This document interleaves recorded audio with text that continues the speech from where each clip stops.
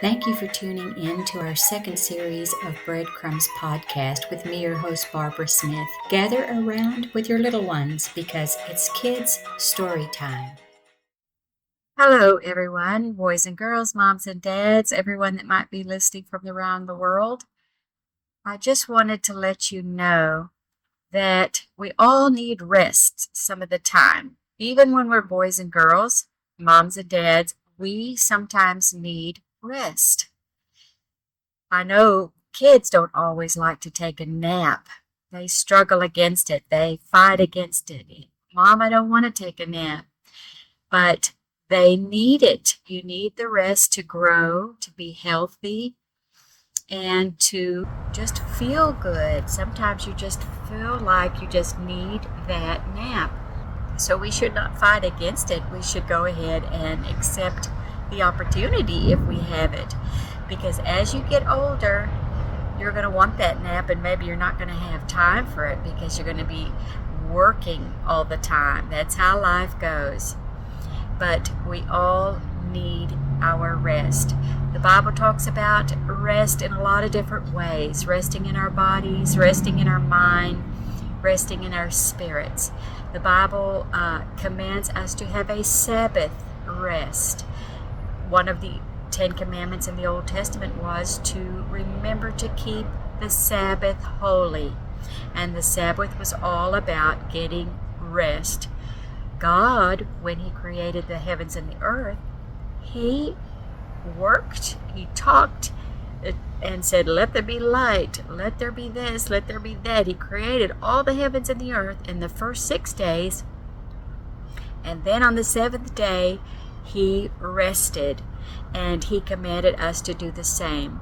Not always because He was tired and worn out, because He's God, but He wanted to give us a good example of resting, relaxing, and enjoying what we see. He stopped and took time to enjoy what He had created. And that's what the Sabbath and rest is all about, is to stop and enjoy your life and what you have and things that are going on around you. There is one time in the New Testament when Jesus was walking and talking on the earth, and He was performing all kinds of miracles. One day, He needed a nap. And the story goes like this, that He was just walking and talking with His disciples, teaching. All of the multitudes, huge multitudes of people were following Him all the time. They had been walking all day long, here, there, and everywhere, stopped to teach on the mountain, stopped here, walk a bit more, teach again, all day long. And finally, when the evening time had come, they got to the Sea of Galilee, and He said to His disciples, we're going to go and get into this little boat, and we are going to go over to the other side of the Sea of Galilee to take care of our business there. We're going to go away from the crowd for a little while. And so they did. They got in the ship, they got in the boat, and Jesus went down into the bottom of the boat. Maybe there's that little room that you have down there. Everybody else is on the deck. He's underneath, and He decides to lay down. The Bible says He lay down with His head on a pillow to take a nap. He was worn out. He had been walking all day long. He was resting and taking that good old nap, when all of a sudden there was a storm that arose on the sea, which was not necessarily unusual, but scary nonetheless, because you're in a ship, you've got the water coming in on the deck, you don't want to capsize, you don't want to sink, you don't want to drown, and they were getting worried and afraid. And they came down to the bottom of the boat and woke Jesus up and said, don't you care? Don't you care about us, that we're about to die? Of course, the fact of the matter is they were fishermen. They had seen storms before. The reasoning why they came to Jesus and why they were so afraid is really a mystery. But They had begun to rely upon Jesus. He was their leader and he was their source of strength. And so they were looking to him to come up with a solution to this problem that they had. And he was just taking a nap, simply. It wasn't that he didn't care about them. It wasn't that he couldn't do anything about it or he didn't have a solution. He was just tired.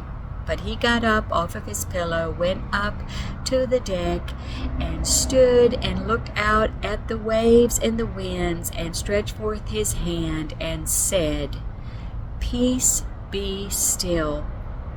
And when he said, "Peace, be still," the waves and the wind and everything just calmed down and totally was still. When he said, "Peace, be still," it was still. It rested. It stopped.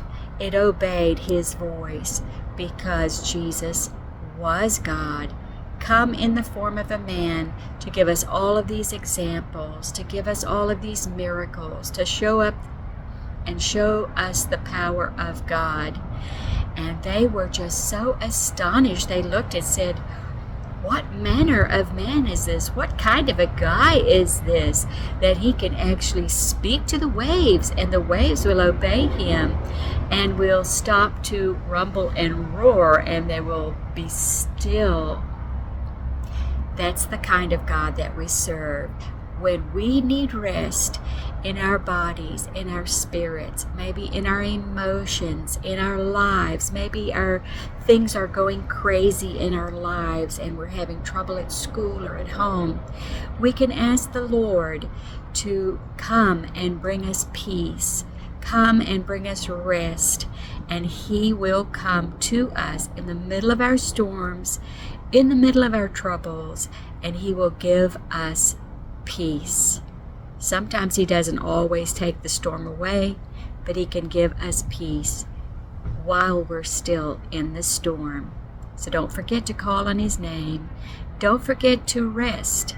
Don't forget to have peace and enjoy every single time you get a chance to have a nap. Enjoy it. I hope you enjoyed this story about Jesus calming the sea and taking a nap today, and that you'll be with me again next time for another story. And until we see you again, have a good day. Bye-bye. Thank you for stopping by. That's all for today. Don't forget to like and subscribe and share with your friends. Until next time, bye-bye.